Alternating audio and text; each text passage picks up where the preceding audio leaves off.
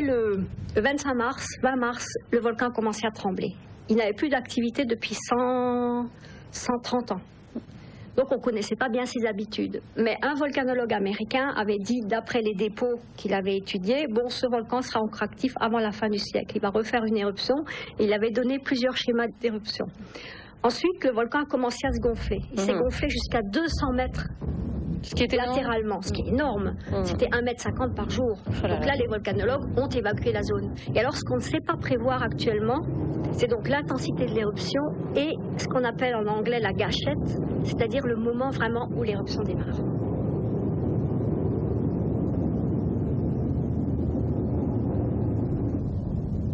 Le mont Saint-Helens, l'un des 15 édifices volcaniques potentiellement actifs de la chaîne des Cascades aux États-Unis. Il était surveillé de près par les scientifiques qui filmaient en continu son comportement.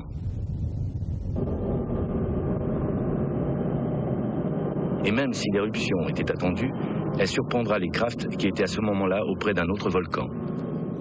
Ils viendront au plus vite, retrouver leurs collègues américains et resteront un mois pour explorer les dégâts et analyser les dépôts avec l'espoir d'assister à une nouvelle explosion.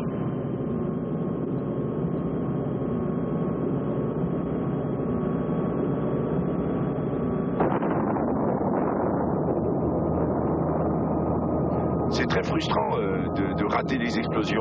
J'avais raté la grosse explosion du Saint-Helens. J'étais d'une humeur massacrante. Je me trouve dans ma chambre, d'où l'on voyait le Saint-Helens à 70 km au nord. Et puis j'ouvre la télévision et je vois un journaliste qui parle d'une énorme explosion du Saint-Helens. On la voyait dans son dos. Et je me dis, regarde, je dis à Katia, regarde, on a raté ces explosions, c'est même pas croyable, et tout et tout. Et puis finalement, instinctivement, je regarde par la fenêtre et je me rends compte que ce panache de cendres, il était en train de se faire. L'émission était en direct.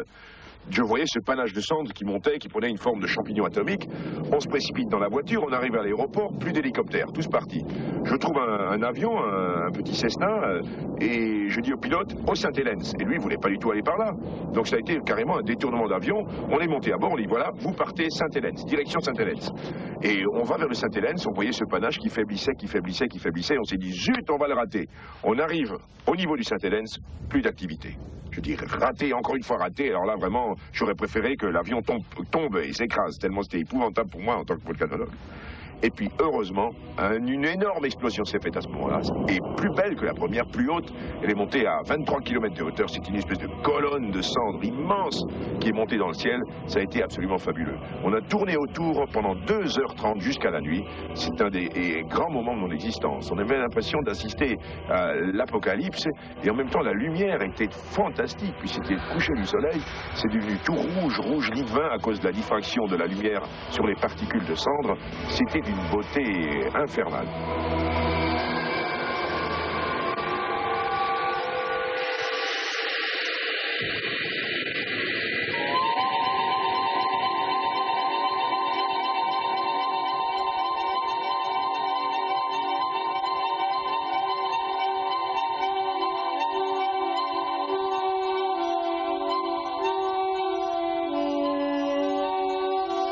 Pendant que le nuage volcanique fait le tour du monde, au sol, c'est la désolation. Le réveil du mont Saint-Helens a été à la hauteur de ce que l'on peut attendre de ces volcans explosifs de la ceinture du feu du Pacifique. Fondent des glaces, coulées de boue. À 30 km à la ronde, les vallées sont totalement noyées.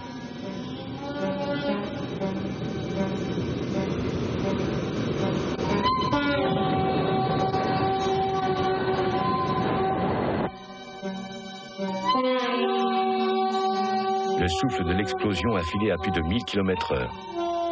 En 2 minutes, des millions de sapins Douglas furent abattus.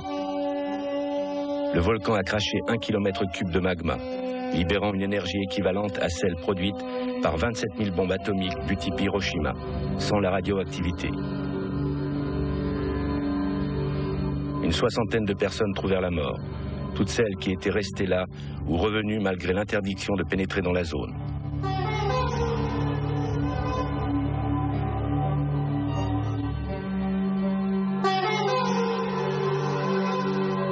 Le mont Saint-Helens a perdu 430 mètres d'altitude. Le souffle de la nuée ardente est arrivé sur un volcanologue américain, David Johnston.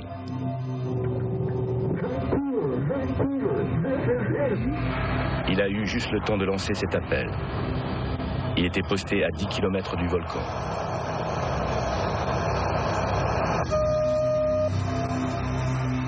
Ce dimanche 18 mai, si Maurice et Katia n'étaient pas arrivés en retard, ils auraient été à ses côtés. Leur absence leur a sauvé la vie. À partir de ce moment-là, Maurice se passionnera pour ce type de volcan explosif, les gris, les plus dangereux.